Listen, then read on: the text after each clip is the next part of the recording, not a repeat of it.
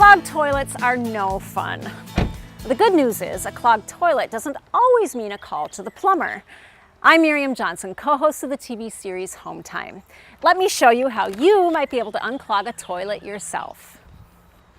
A clog means that the water can't go down the drain freely. So we want to locate the shutoff valve that supplies water to the toilet. We're going to turn that off so we don't add more water to the problem. Next, choose your weapon. Now the cup-style plunger is for sink clogs, not toilets.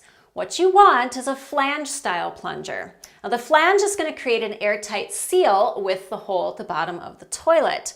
Now, if there's too much water in the toilet and it's going to splash and slosh, you want to bail a little bit out. Here we go.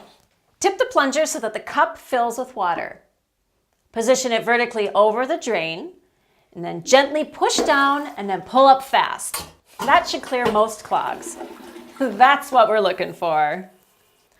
Well, hopefully this will work. If it doesn't, give us a call. We'll be happy to help you out.